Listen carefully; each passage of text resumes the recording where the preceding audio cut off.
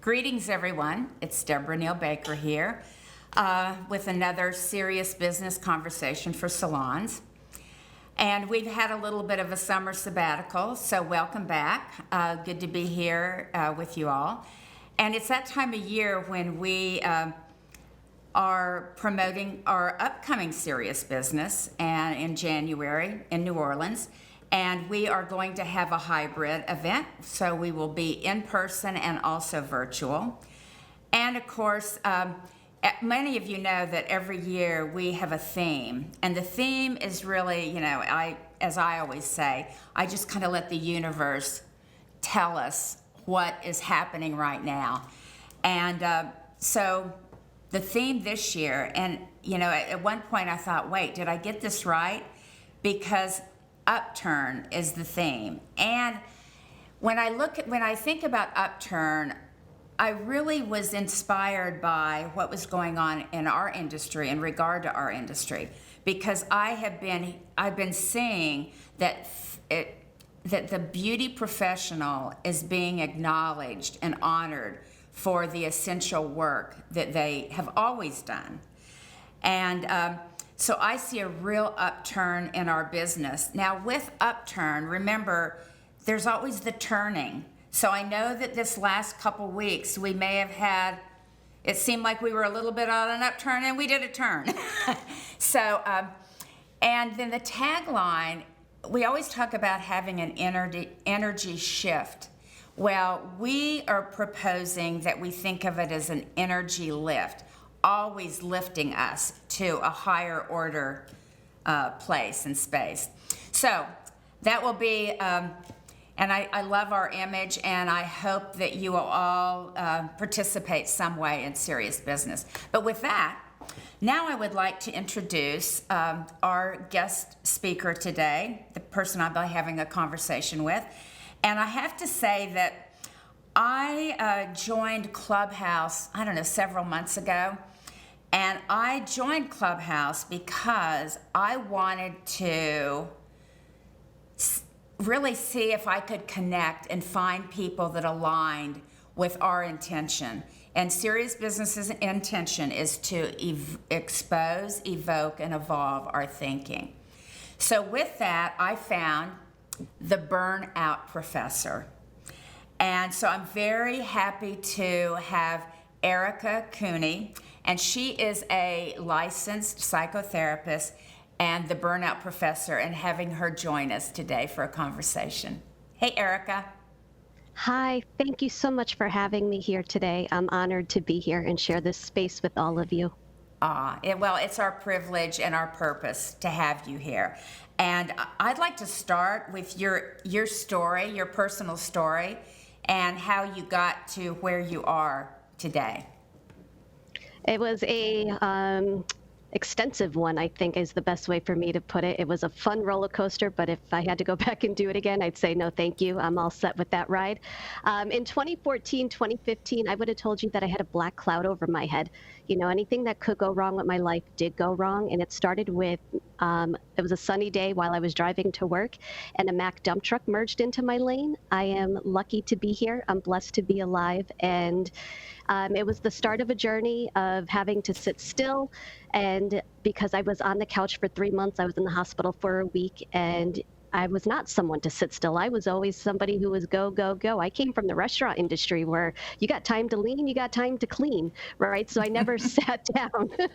And at this point, I was a licensed psychotherapist. So I was already doing some intense work. I was doing heavy trauma work at this point. And,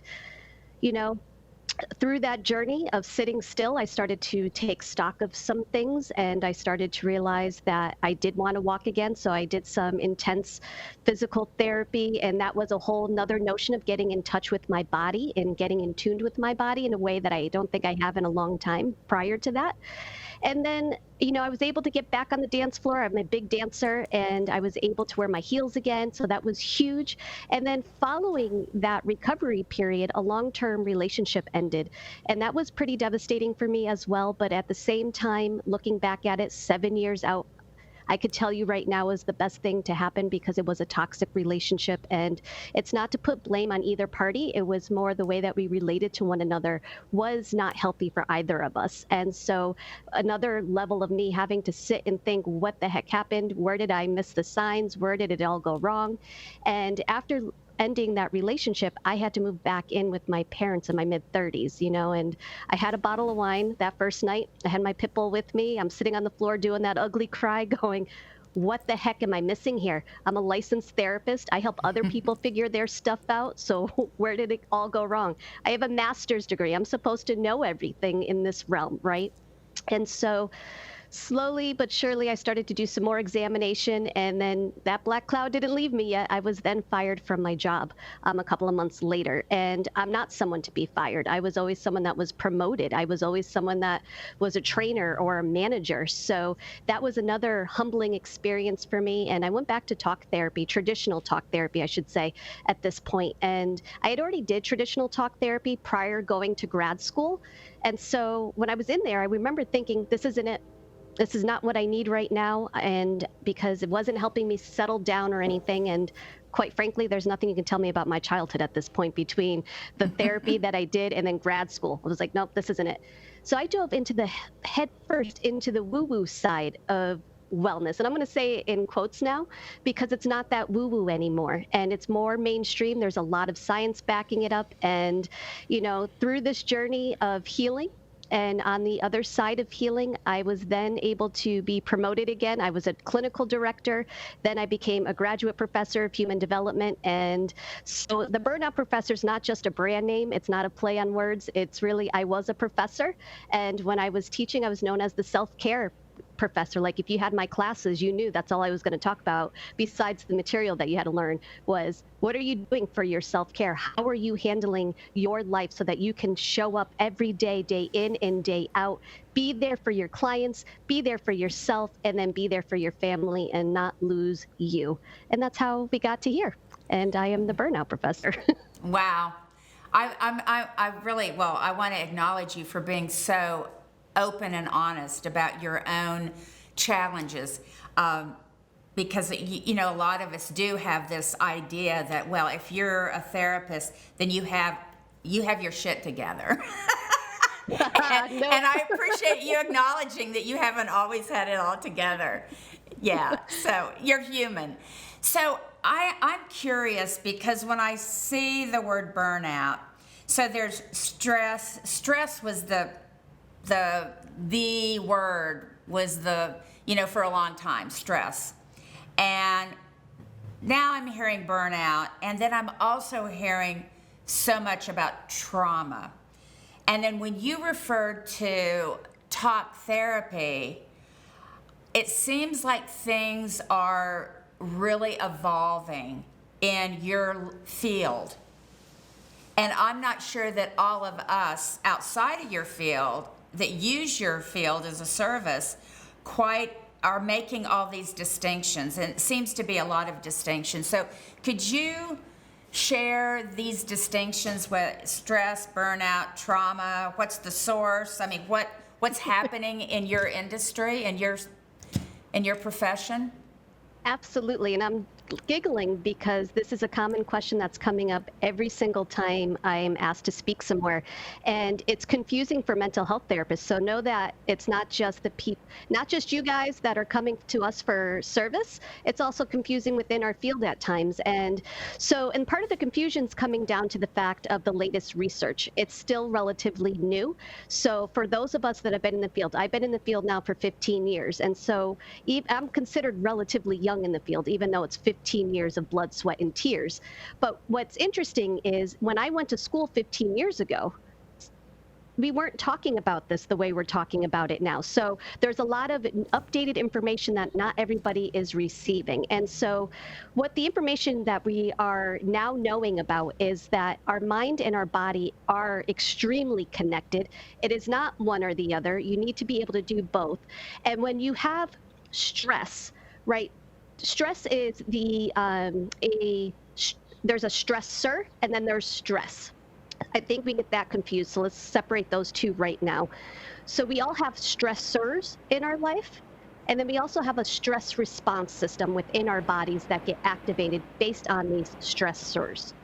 And the stress response is what really kind of guides, it's the guiding principle of our entire being. It's your body is your compass. And in our modern world, we forget that, or we're not taught that. We're taught that our mind is our compass. Why?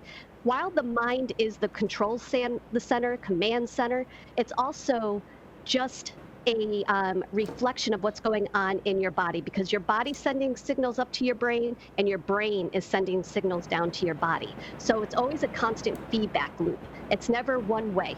And when we have traditional talk therapy, this is considered to have a top-down approach, meaning we start with your head and then we think everything else is going to be okay. You know, there's a lot of talking, there's a lot of rationalizing, there's a lot of this stuff trying to figure things out all with your head.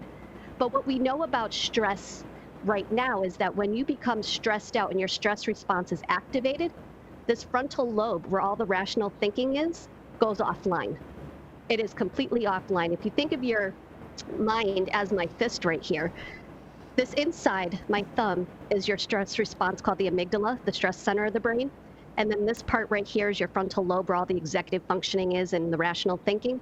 When your body sends the signal up to your brain and your brain is communicating back and forth with your body that, hey, there's a stressor, danger, danger, it goes like this. You have no direct highway anymore to your frontal lobe. So your thinking goes all offline. So think about it. Rationally, or just even everyday life. When you get stressed out, do you think clearly? No, you forget your keys in the door, or you forget to turn the hair dryer or the hair iron off, right? And then you're like, oh, did I turn the stove off? Those are stress responses because that part of your brain got disconnected. That's just a sign to say, hey, you're disconnected for a moment. And when we talk about trauma, trauma is several different things. Trauma can be an acute situation, like the Mack dump truck accident that I got into can be considered an acute situation. And then there's also developmental trauma, complex trauma, and that is based on our childhood when our needs were not getting met by our primary caregivers. Not because they didn't love us, but because they had their own stressors going on. They did the best they could, but they were not able to respond to us in a way that helped us regulate our nervous system in a healthy way. So then, therefore, it gets compounded throughout the years, and it, like, just snowball effect. It just keeps on growing bigger and bigger and bigger. And then when you get into adult life, something that can seem trivial as far as a stressor can really knock you over and really put you over the edge. And then you're like, how did that happen? Why would that happen to me? It was such a simple little stupid thing that just stressed me out. It's because your body was already in a stress state for so long. It just went boom, right over.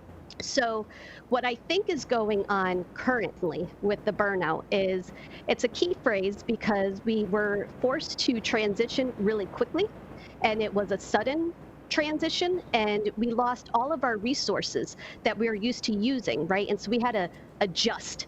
And then not to mention all of those stressors that we have, they were not just one or two.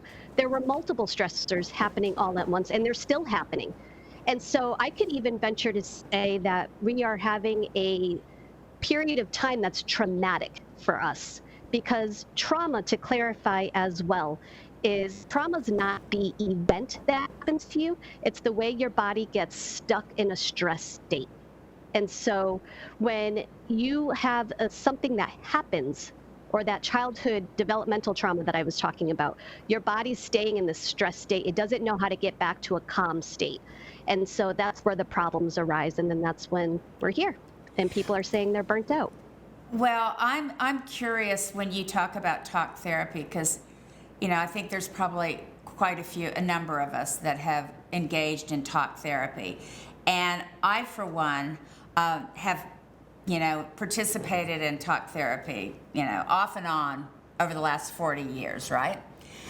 And a couple years, almost 2 years ago, my husband took his own life. And all of the work that I have done over by the last 40 years, the talk therapy was not adequate for what I needed at the time. And that made me start to, and then of course shortly after that, it was all this thing about trauma, and it really got me questioning not the value of talk therapy, but what else, not thinking that talk therapy was the be all end all. So how is your profession, what else is evolved and developing other than just talk therapy? Lots has been developing. There's so much research that is out there now that is showing that there's different ways, and this is what we call trauma-informed modalities.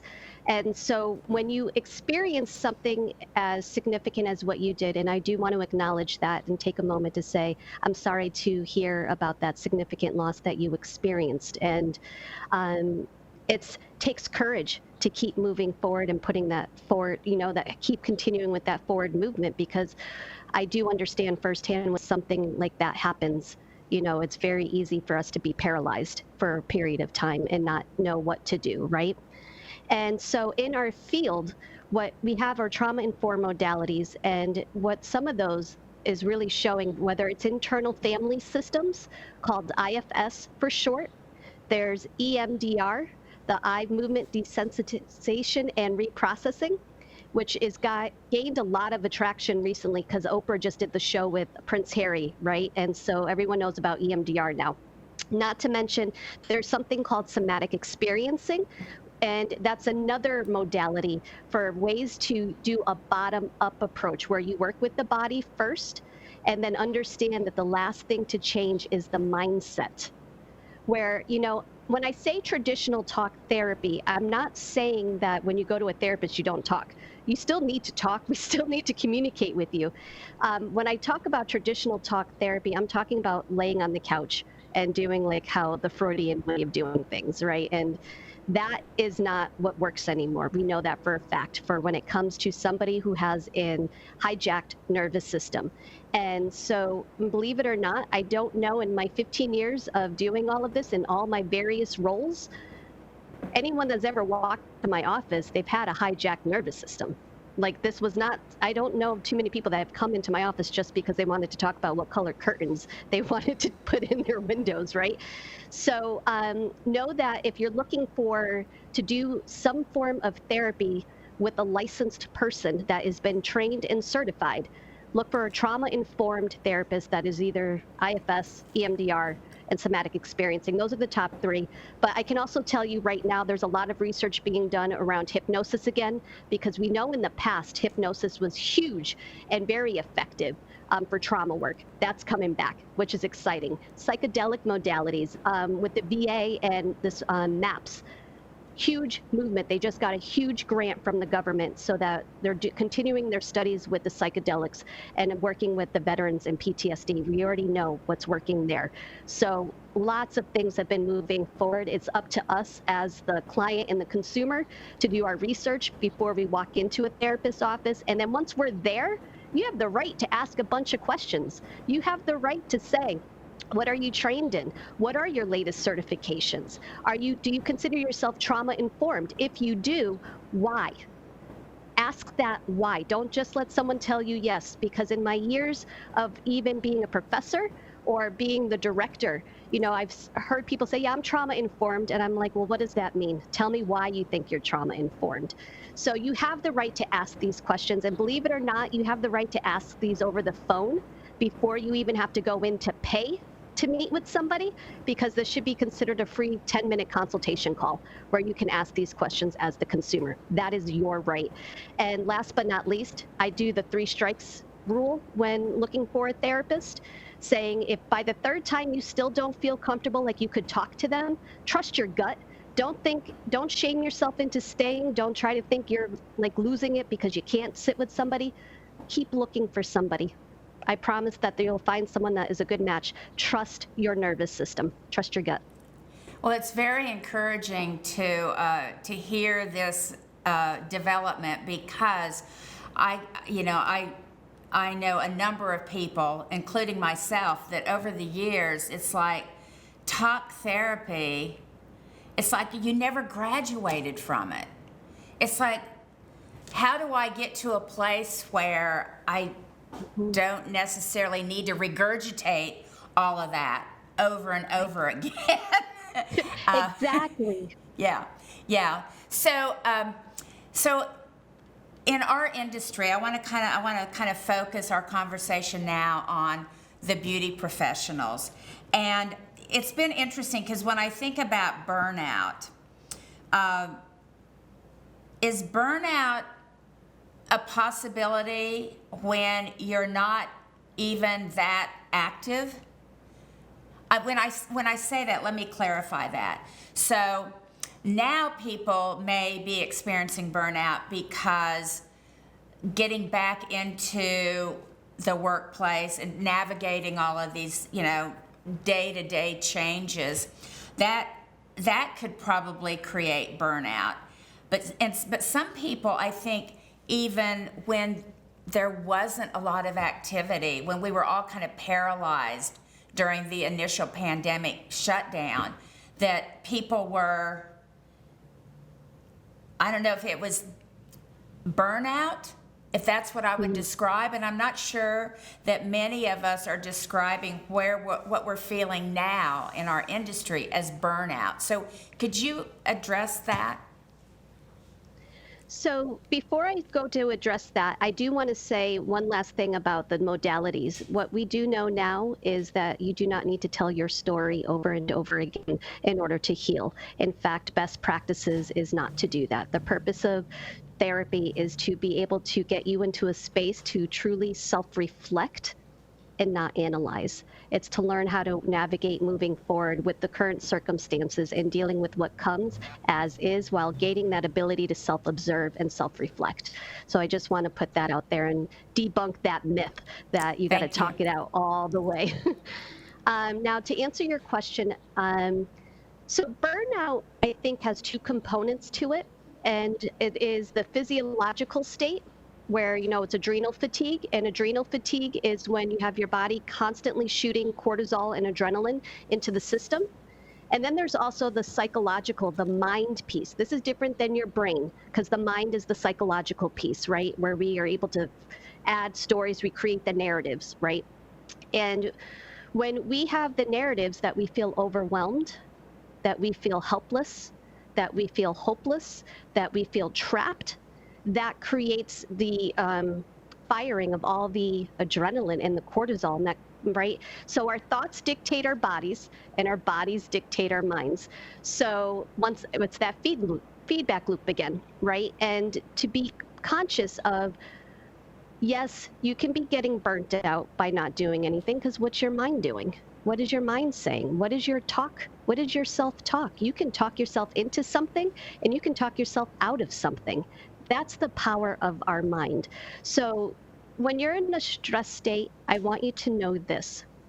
Don't try to self-reflect when you're in a stress state. Don't believe what you think when you're in a stress state. That was one of the first things I ever learned in grad school. And I was like, what do you mean, don't believe what I think? That's like how I survive, right? Like I analyze the crap out of everything.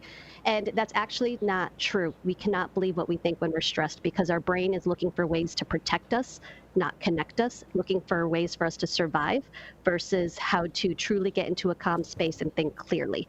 Same goes when we're excited. Don't think that you can trust what you are thinking when you're excited, because how many times have you promised to do something when you just heard this wonderful news and you're like, yeah, I'll do that. And then afterwards you're like, why did I just say yes to that? Why did I commit to that? That's the horrible idea, right? And so it's because your nervous system's activated. We want to be in a space where your nervous system is calm. And the way to do that is through mantras, number one. And those mantras are simple sentences. Something as simple as, I am safe, I am calm, I have this under control. That's all your brain can allow at that moment when you're in a stressed state. But anything more than that, that can wrap us up in a tizzy. That can start to cause us to have that firing of all that adrenaline, and that will be the burnout that we're experiencing. And so I think currently, when the lockdown first happened, it was a novel thing. And then people started to get really stressed out for a long period of time because everyone was trying to figure out everything all at once. And the kids were in the house all at the same time, right? And we had nowhere to go. And so the thought processes were going rampant. So I think that is possible for us to get burnt out with doing nothing. Right. Okay, good. Thank you for clearing that up, because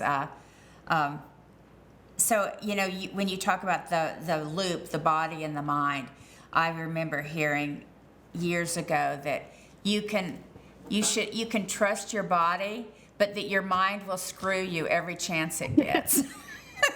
Absolutely.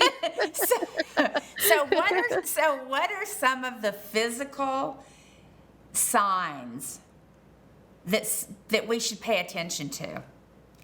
So believe it or not, it's not your thoughts that I want you to pay attention to. Again, it is, so if you notice you have runaway thoughts, that might be a sign that, hey, you're not in a good space. But it's usually the tightness in your chest. I'm Italian, so I call it agita, but it's heartburn. And then it's also stomach issues, like you have, it's IBS. You usually go to the doctor and the doctor's telling you have IBS because they can't seem to find a reason for what's going on. Then it's also poor sleep habits. You're noticing you're waking up in the middle of the night or you're struggling to go to bed. And then the shortness of your patience, like your patience has gone out the window. You don't know where it went. And things that used to not ruffle your feathers are bothering you now. Some other signs could potentially be, you're hitting the snooze button like 10 times in the morning. You have to have several cups of coffee to get through the day, and then you have to have some wine or something. Not to say that I ever had a wine at night. But yeah, you'll be drinking wine to try to calm down so you can go to bed. So those are typically the signs. Headaches, muscle aches. Yeah. So I have another question around affordability, because I think that one of the reasons that a lot of people, generally speaking, don't seek professional guidance or support is because they really can't afford it.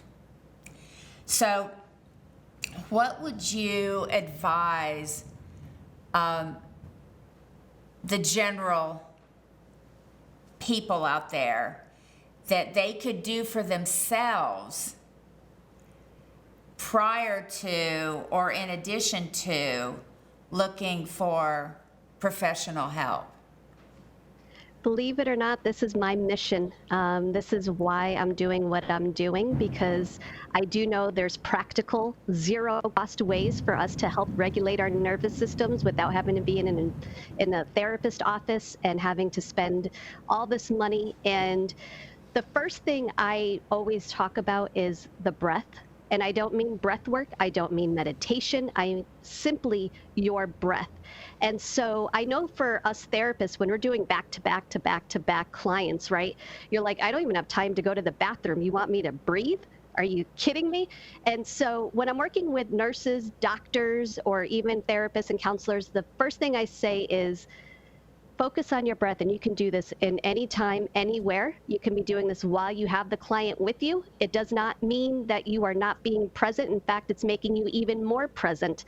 And there's 3 ways to do this with your breath to regulate your nervous system. That is real time, in the moment, instantaneous relief. And the first one is a physiological sigh. Research just came out of Stanford last year showing the impact of what physiological sighs can do for us. And the physiological sigh is 2 short breaths in through your nose and then an elongated breath out through your mouth. And the reason why this is so easy to do, it's because our bodies naturally do this involuntarily throughout the day without us even knowing. Also, we do it in our sleep during the night. And then also we found out through that research that I was just talking about that when you're in a claustrophobic space, this is what your body naturally does to get you into a calmer state.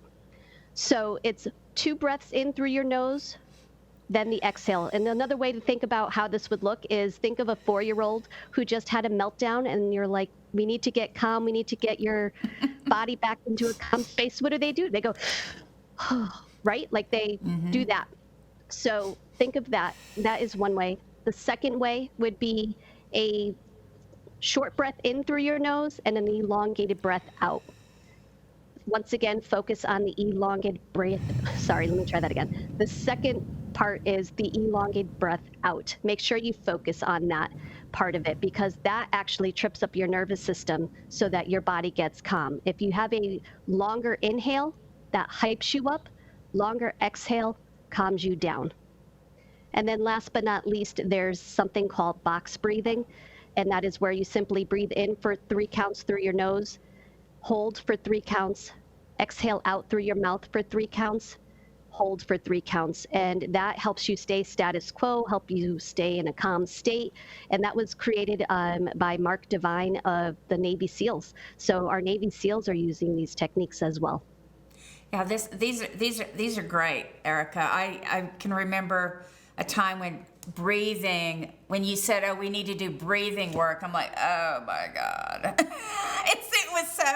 It was so intense. It was so complicated. It took so much time. Just kind of like meditation, honestly, because not all of us are very good at meditating. Meditation has always been a challenge for me. So it's nice to hear simple breathing techniques that we can all practice.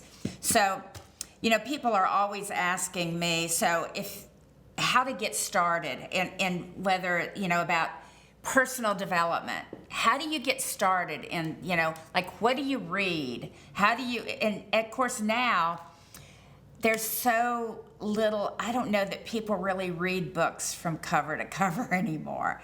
And especially the younger generation. I just spoke to a group of beauty school students a few weeks ago, and they were all highly interested. And I wasn't really sure how to get them started, because my old advice would have been, well, read this book or read that book, but they're not going to do that. So what would your advice to the Gen X group that are interested? They are absolutely interested in creating more consciousness and self-actualizing. So there's a lot of great ways to start now that you can do instead of reading, and podcasts are one of them. Like, find reputable podcasts. And when I say reputable, make sure somebody does have some credentials after their name, because there's a big misconception, when it comes to the mental health field, in the sense of, oh, I did this for me, so I'm going to show you how to do it because this is how you can do it, right? And there is not one shoe fits all. Definitely not, because there's so many different factors that come into play. However, there's podcasts out there that I know that interview people that have the credentials. One person right off the top of my head that I think is a great resource is Dr. Andrew Huberman out of Stanford University. He has his own podcast called Huberman Lab. He's a neuroscientist, and he teaches all this kinds of stuff. It's practical, zero cost thing, what you can do. And it's not just stress relief. He talks about everything. So podcasts, definitely that. Secondly, you can follow social media accounts. Social media accounts are taking off. I know I'm starting to hop on that train, even though, going through training, I was taught you don't do social media, right? You keep it behind closed doors. Now I'm here to bust open those doors and share the information. So there's a lot of people like me out there that are looking to share what they know in a general way. And just know that we're not your therapist, but we're giving you the information, the education, so that you can kind of make an informed decision for yourself when you need to start moving forward. And I totally agree. Not everybody's meant to meditate right away. I do believe everyone is capable of meditating, because like you, I couldn't sit still in the very beginning. I was like, you want me to sit still for 2 minutes? Not happening. My skin's going to crawl. So what I do recommend is starting off very slowly. My mantra is little steps lead to big steps over time, right? One foot in front of the other, one moment at a time, and set yourself up for success.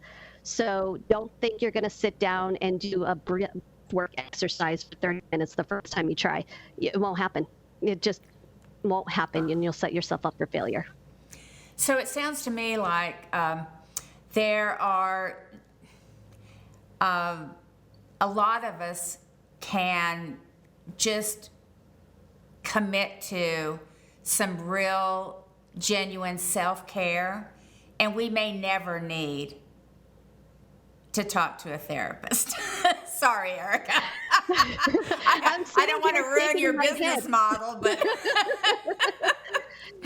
no. And you know what? I think this is what I really want to do.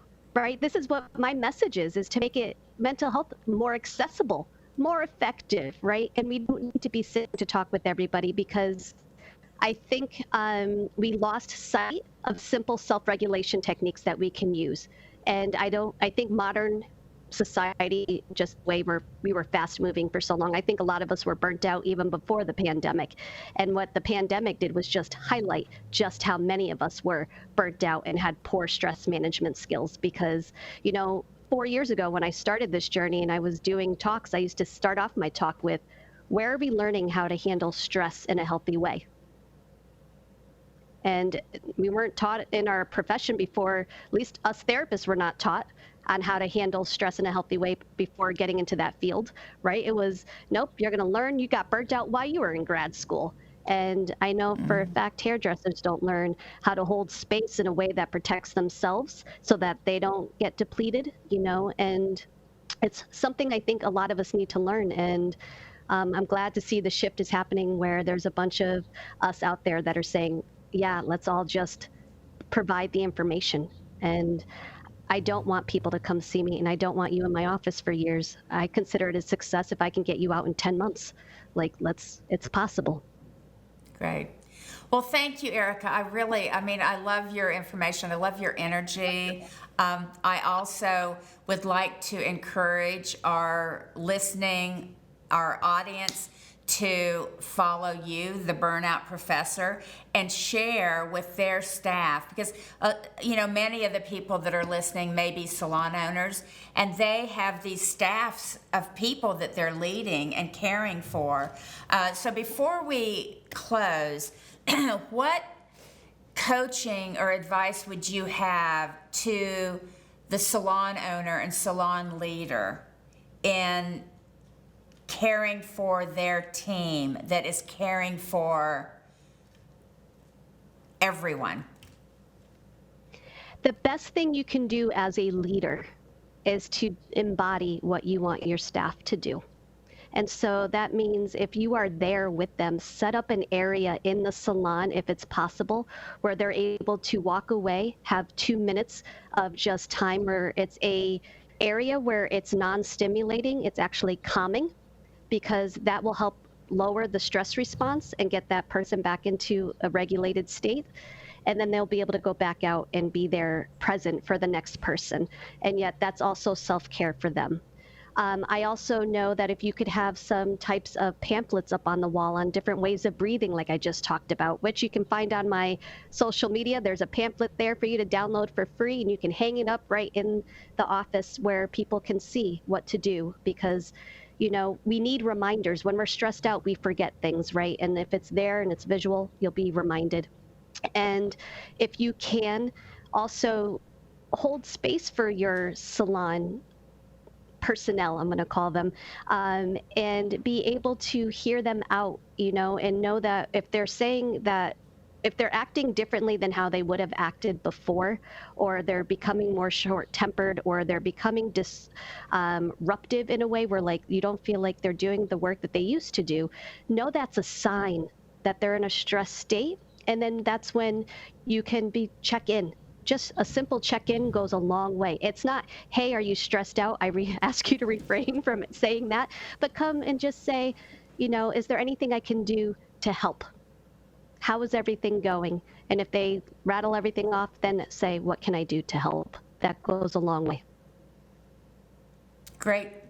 Thank you so much, Erica, for sharing your experience, your wisdom, and I really appreciate it. And I know that our audience does too. And self-care is now an essential practice for each and every one of us. So, and self-care, where does it start?